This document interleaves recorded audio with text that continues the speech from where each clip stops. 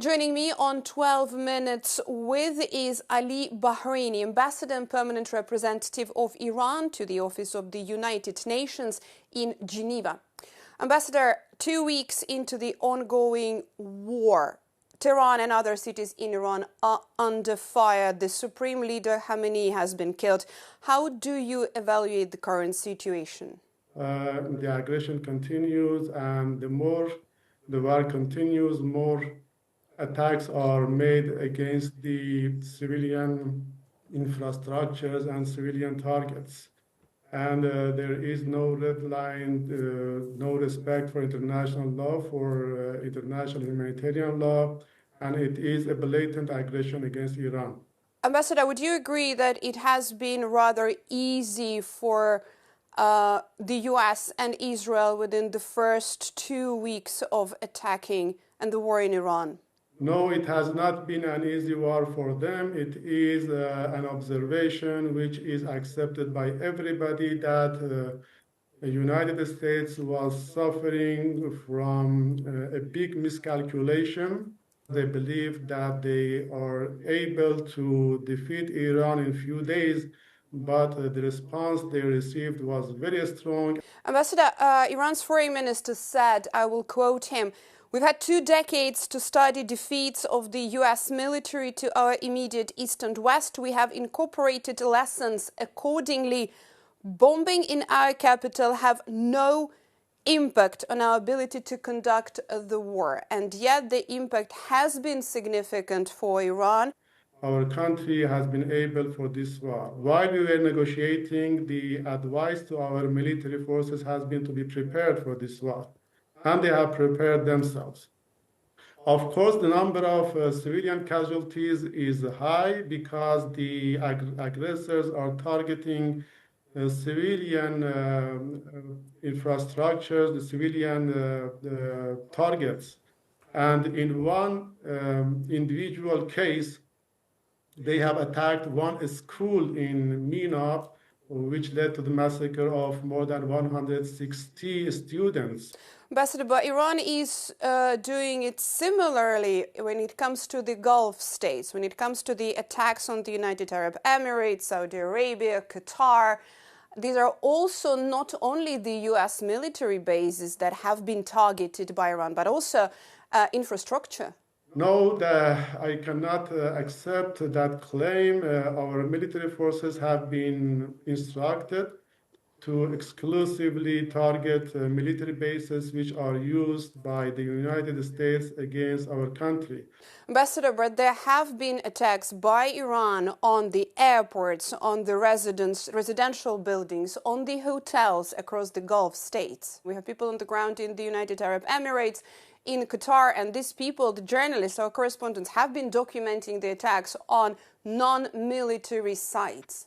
As I told you, there might be some operations made not by Iran, maybe by United States or Israel in those countries to attribute it to Iran. But one fact to share with you is that sometimes the US military is using some locations which seemingly it is civil, but actually it is a military center.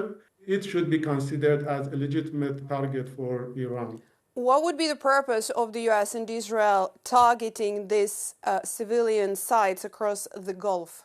When you are talking about United States and Israel, you shouldn't look for any reasonable argument or any reasonable intention.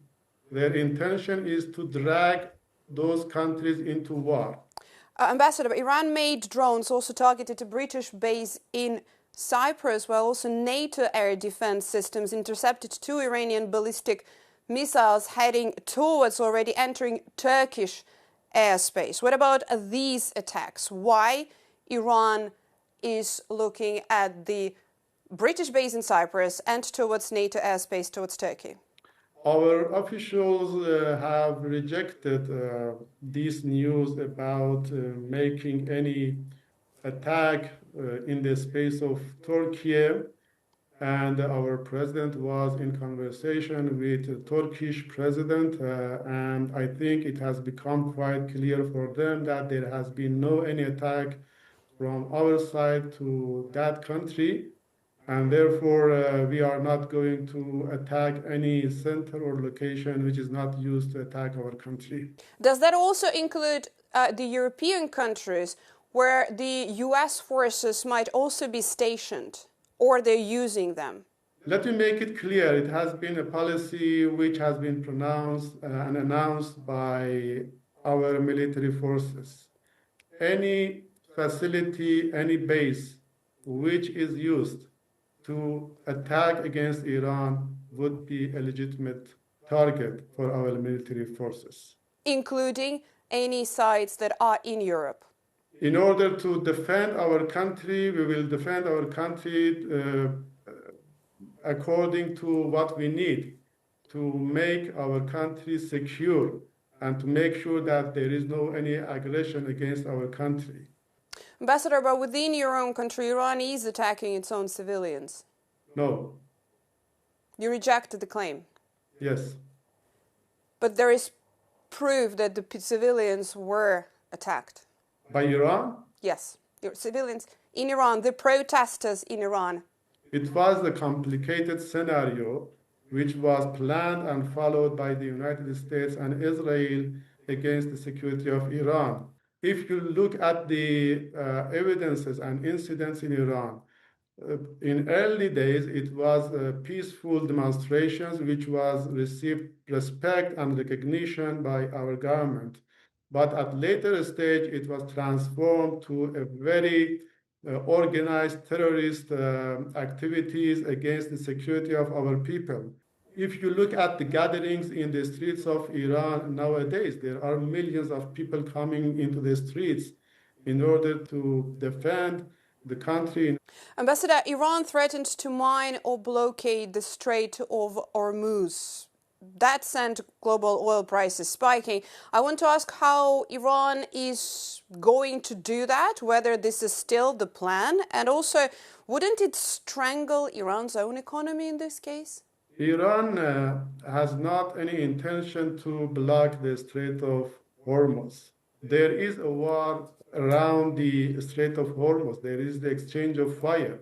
Iran, of course, is protecting the Strait of Hormuz. It should be and it can be used by everybody as far as there is no any threat, as far as there is no any war on that region. The only limitation or restraint that we will impose is on the ships belonging to those countries who have any kind of involvement in the war against Iran. Of course, the situation in Hormuz affects the global economy. We are not happy with that. It will affect the economy of Iran too. We do not reject it. But Ambassador, it was Iranian officials who said they will close the Strait of Hormuz, and they're ready to do that. Of course, our country is ready for any scenario, if it is necessary. What we are trying to prevent is that the U.S. navies are approaching to our borders and creating threats against our security. What do you see as the end game? Our purpose is to end this vicious circle of negotiating and being attacked. We want to continue our defensive action to reach to a point that the aggression is stopped. They should come to a new understanding that they cannot defeat Iran. Is Iran ready to talk to the U.S.?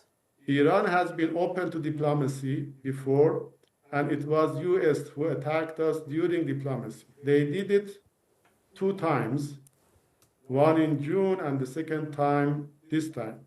And of course, Iran did not abandon the diplomatic channel. Iran was negotiating. Is there a contact now between Iran and the U.S. now, 2 weeks into the war?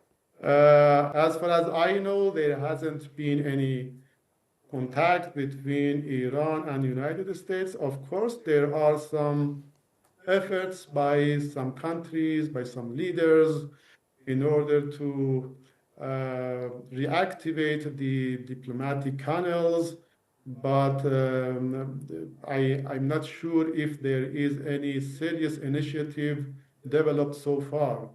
The US and Israel said one of the targets and the main goals there is the change of the regime, and we saw them specifically going after Iranian authorities and the regime leaders. Who is in charge at the moment in Iran? In Iran, the political system is working very efficiently, although we have lost our supreme leader, but a new leader has been elected by the Council of Experts. I think it has two important messages. The first message is the stability in Iran. If a country is able to elect its leader during such a war. Secondly, it is a sign of continuity in our country. And there is no any vacuum in our country now. There is, though, a confusion because we've heard the president apologizing to the Gulf countries. The president's message was misunderstood. He said that we will not attack, and we have not attacked any base or location which has not been involved in military operation against Iran. And he was trying to explain for our neighboring countries that this is not a war against our neighboring countries.